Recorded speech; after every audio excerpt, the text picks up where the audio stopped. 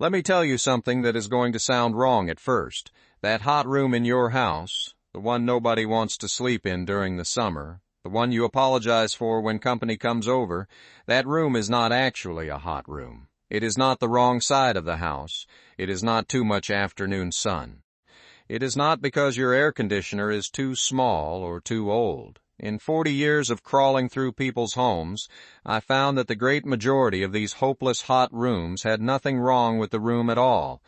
They had a pressure problem, and a pressure problem has a name, and it has a fix that costs about $16.45 of your Saturday.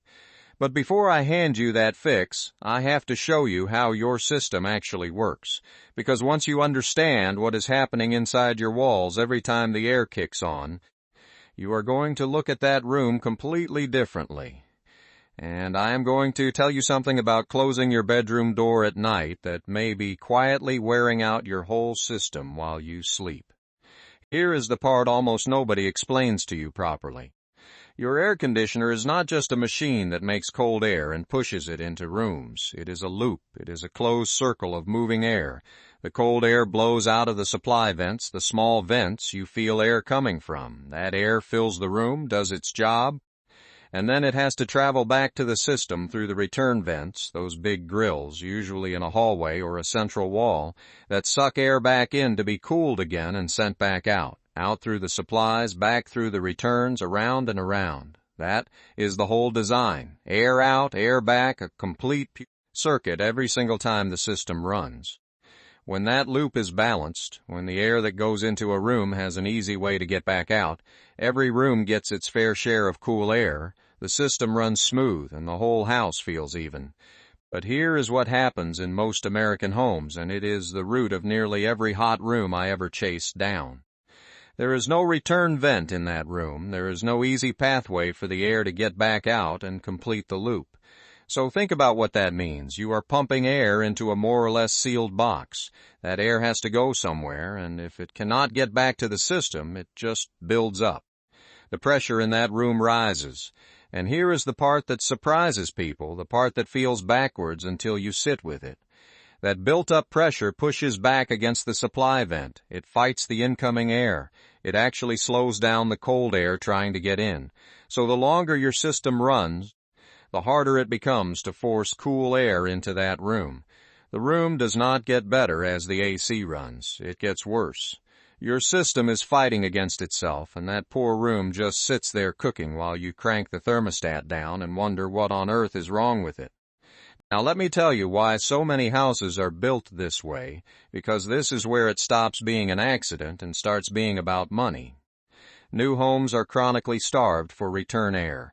When your house was built, the contractor had to install return vents, sure, but the building code sets a minimum, and that minimum is a floor, not a target. It allows for far fewer returns than what actually makes a house comfortable. So why would a builder stop at the bare minimum? Because return ducts cost money. They take up space in the walls. Running a proper return into every bedroom takes materials, labor, and time. One big central return in the hallway is faster and cheaper to install than individual returns in every room. So that is what gets built.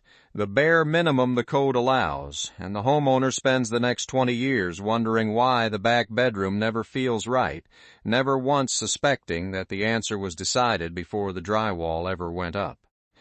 So here is what usually happens when you finally call somebody about it. An HVAC tech comes out for a hot room complaint, and the path is almost always the same. They check the refrigerant. They look over the ductwork. They start talking about a zoning system, electronic dampers, a second thermostat, maybe even a whole separate unit for the upstairs, and every one of those is a real thing that exists. But look at the price tag. That conversation runs anywhere from a couple $1,000s to $8,000. And here is what they will almost never lead with. For a whole lot of these homes, maybe most of them with this exact problem, a $16 transfer grill gets you most of the way to that same result. But there is no business built around telling you that. A $16 fix does not cover the cost of the service call. So the conversation drifts to the expensive solution, and you are the one who writes the check. I am not telling you every tech is out to get you. plenty are honest. But the incentive only points one direction, and you should know that before somebody hands you a quote. Now I need to tell you about closing your bedroom door at night, and for a lot of you this may be the single most useful thing in this whole video. Most of us sleep with the bedroom door closed. Privacy, a little quiet, a pet you want in or out, completely reasonable. But here is what happens inside your system when that door shuts. The supply vent in the bedroom keeps pushing cold air in all night long, but the return is out in the hallway on the other side of a closed door. Now that air truly has nowhere to go.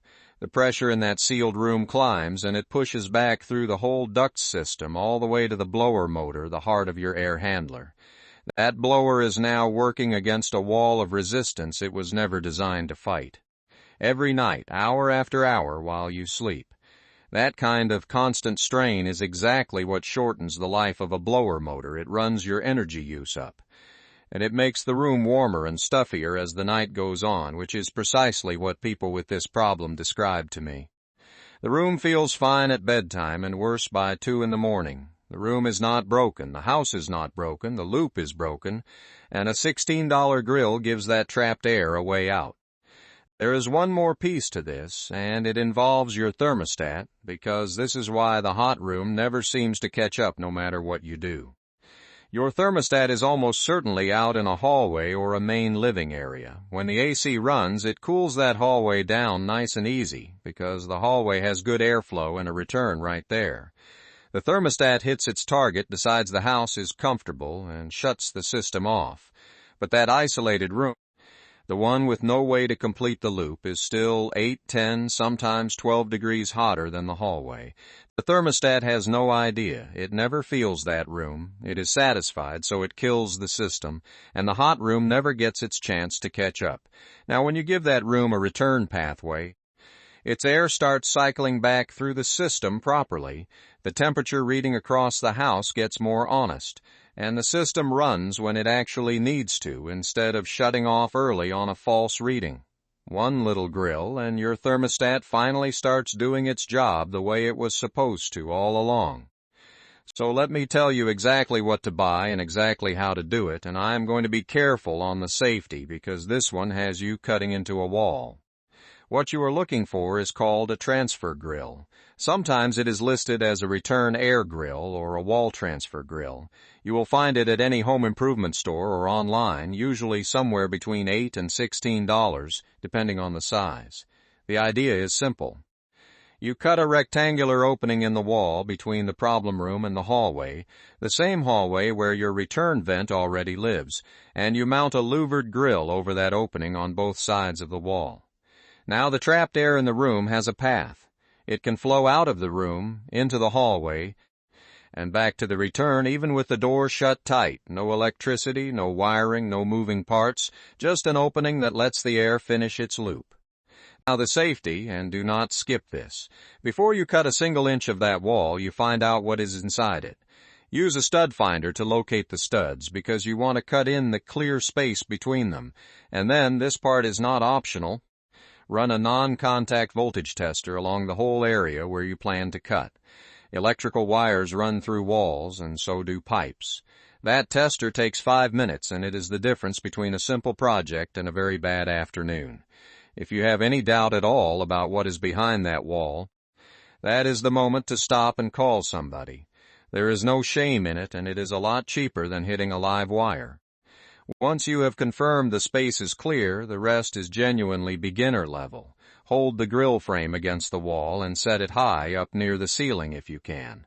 High is better for 2 reasons. Warm air rises, so it leaves the room more easily up top, and sound carries less through an opening set up high, which matters more than you would think, and I will come back to it. Trace the outline with a pencil, use a level so it sits straight, then cut slowly along your line with a drywall saw. The cut does not have to be pretty because the grill frame covers the edges. Mount the frame on both sides of the wall. One face in the bedroom, one in the hallway. Most of these kits screw or snap together right through the opening. That is the whole job. 45 minutes, about $16, and a room that has been miserable for years starts acting like every other room in the house. Now, I promised I would come back to sound, and I am going to be straight with you the way most of these videos are not. An opening in a wall lets air through, and it lets sound through right along with it. Hallway noise, a television, footsteps, a conversation. All of it will carry into that bedroom more than it used to, especially at night when the house goes quiet. Do not let that surprise you after the fact. You have got 3 ways to handle it. First is placement, setting that grill up high near the ceiling, like I said, which cuts the sound noticeably. Second is a sound attenuating transfer grill, a fancier version with baffles inside that let air pass while soaking up much of the noise. Those run more, $40 to $80 instead of $16, but if quiet matters to you, they are worth it. Third, and this is the one the pros actually use in new construction, is a jumper duct. That is a short flexible duct that runs from the room up into the ceiling space and back down into the hallway, completely hidden, and because the sound has to travel that longer curved path, it absorbs a lot more of the noise. A jumper duct runs under $40 in materials and about an hour of work, and almost nobody talks about it, but it is the quiet, invisible version of the same fix. Now, before you buy anything at all, I want you to do one quick test, because there is another problem that looks identical from the outside and needs a completely different fix. Go to the hot room, close the door, turn the system on, and let it run about 5 minutes. Then take a thin piece of tissue paper and hold it right at the gap under the closed door. If the tissue gets pushed away from the room, blown out toward the hallway, that room has too much pressure, air going in with no way out, and the transfer grill is exactly your fix. But if the tissue gets sucked toward the room, pulled in under the door, that is the opposite problem, usually an exhaust fan or a duct leak pulling air in, and that needs a different solution entirely. 2 minutes with a piece of tissue tells you which one you are dealing with before you spend a dime or cut a thing. And before you do any of it, do the simplest check of all. Pull your air filter and look at it. A filter choked gray with dust throws the whole system out of balance and starves every room, and it costs a few dollars to swap. You would not believe how many hot room calls I ran that ended with me holding up a filter that had not been changed in a year. Fix the free thing first. Here is the last piece, and it is the part that makes this more than a one-room fix. When you give that room its return pathway and bring the pressure in your ducts back into balance, the blower motor stops straining. It runs closer to the way it was built to run, and when that happens, the whole system gets easier on itself. It uses less energy. The equipment runs cooler and lasts longer. The air gets filtered more effectively, and the temperature evens out across the entire house, not just the room you fixed. I am not going to hand you an exact dollar figure because it depends on your house, your climate, and your system, and anybody who promises you a precise number sight unseen is guessing.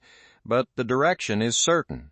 A $16 grill that eases the strain on a machine that costs thousands to replace is about the best money you will ever spend on your home. So here is what I want you to do. Go stand in that room you gave up on, close the door, hold up a tissue, and see what it tells you. You may be 45 minutes and $16 away from fixing something you were quoted thousands for. The next thing I want to walk you through is the one number that tells you whether your whole system is actually healthy, the temperature split between the air going in and the air coming out. Once you know how to read it, you will never have to take a tech's word for it again. I'm Hank. Go check your filter.